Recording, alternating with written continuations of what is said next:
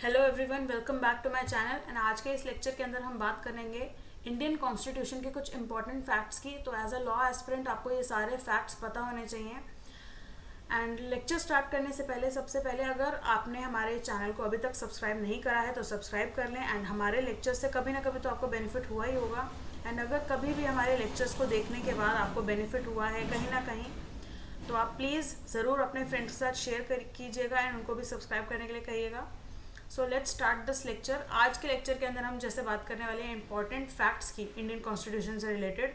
तो सबसे पहले आता है जो कॉन्स्टिट्यूएंट असेंबली है, जो जिन्होंने कॉन्स्टिट्यूशन को ड्राफ्ट करा है, उसके अंदर टोटल 389 मेंबर्स थे। सबसे पहले जो लेजिस्लेचर मेंबर्स थे वो 389 थे, जो 299 रह गए थे आफ्टर इंडियाज पार्टीशन। जब इंडिया का पार्टीशन हुआ था तो ये मेंबर्स कम हो गए थे। इट मीन्स बाकी के जो मेंबर्स थे वो सारे मुस्लिम्स थे। नेक्स्ट जो कॉन्स्टिट्यूएंट असेंबली है उसकी जो फर्स्ट टाइम मीटिंग हुई थी वो कब हुई थी, और फर्स्ट अग्रीमेंट जो हुआ था वो कब हुआ था, 1946 के अंदर 9 दिसंबर। उसके बाद जो B.R. अम्बेडकर जी हैं उनको क्या माना जाता है, फादर माना जाता है हमारे इंडियन कॉन्स्टिट्यूशन का। तो उनको एक तरीके से एक फादर ऑफ इंडियन कॉन्स्टिट्यूशन की पदवी दे रखी है। उसके बाद कौन सी डेट को इंडियन कॉन्स्टिट्यूशन जो है वो एक लीगल बाइंडिंग डॉक्यूमेंट बना, तो 26 नवंबर 1949, यानी कि हम कह सकते हैं कौन सी डेट को कॉन्स्टिट्यूशन को एनेक्ट किया गया। एंड इन 1930 जो 26 डे है, 26 जनवरी का जो डे है 1930 का, इसको चूज किया गया एज पूर्ण स्वराज। एंड पूर्ण स्वराज के डे पर हम इसको सेलिब्रेट करते हैं 26 जनवरी एज रिपब्लिक डे। अब हम बात करें तो 24 जनवरी 1950 को क्या हुआ था, असेंबली का जो फाइनल सेशन था वो कब हुआ था, 24 जनवरी 1950। फर्स्ट सेशन हुआ था 9 दिसंबर को एंड लास्ट सेशन हुआ 24 जनवरी को। एंड जो कॉन्स्टिट्यूशन था उसका साइन किया गया हर मेंबर ने twice, and once in Hindi and once in English. एक बार हिंदी की कॉपी में साइन किया उन मेंबर्स ने एंड एक बार इंग्लिश की कॉपी के अंदर साइन किया। दूसरा, अब जो ओरिजिनल हमारा कॉन्स्टिट्यूशन है वो किसने लिखा है, तो प्रेम बिहारी जी ने हमारा जो ओरिजिनल कॉन्स्टिट्यूशन है उसको लिखा है। बहुत ज़्यादा अच्छी कैलीग्राफी करके लिखा है, इटैलिक स्टाइल के अंदर लिखा है, हर पेज में एम्बेडेड करा है। कुछ शांति निकेतन के पेंटर्स थे लाइक बोईहार, राम मनोहर सिन्हा एंड नंदलाल बोस। इन सब ने क्या करा है, उनको डिज़ाइन करा है, जो भी बॉर्डर्स हैं उन सबको। इसके बाद जो फर्स्ट टाइम कॉन्स्टिट्यूशन का आइडिया दिया था वो दिया था M.N. रॉय जी ने। कब दिया था, 1938 के अंदर दिया था।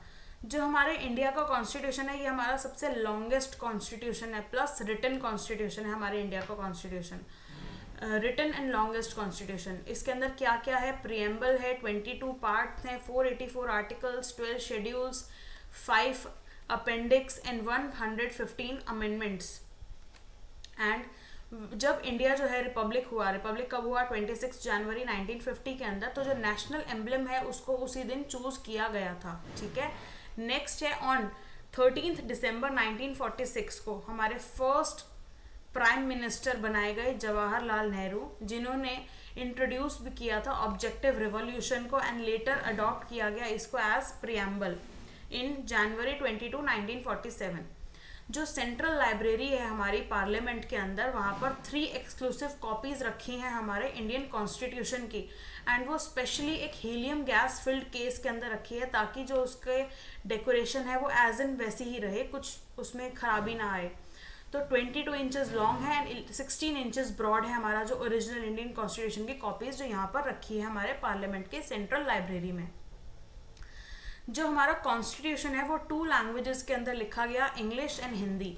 And original forms every member जो है कॉन्स्टिट्यूट असेंबली का, उनके साइन है हर कॉपीज पर, इंग्लिश की कॉपी पर भी, हिंदी की कॉपी पर भी, जैसे कि मैंने बताया।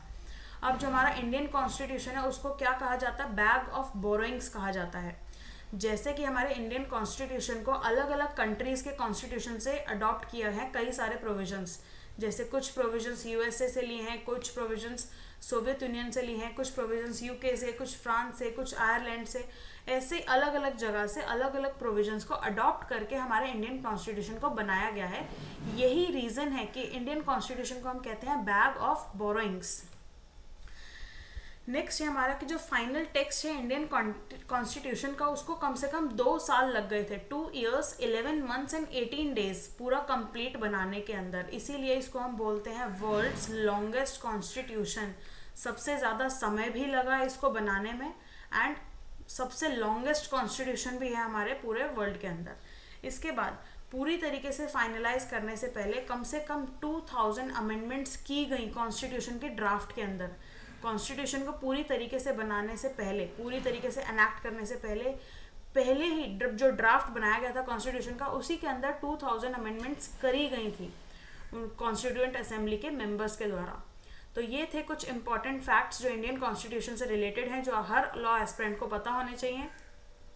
नेक्स्ट लेक्चर के अंदर हम लेके आएंगे इसके अलावा कुछ अदर फैक्ट्स भी हैं जो आपको पता होने ज़रूरी हैं, और वो एग्जाम पॉइंट ऑफ व्यू से भी काफ़ी इंपॉर्टेंट है। तो नेक्स्ट क्लास के अंदर हम वो शेयर करेंगे नेक्स्ट लेक्चर के अंदर। So that's it for now. Thank you so much for watching. See you in my next video and like share and subscribe करना मत भूलना। बाय।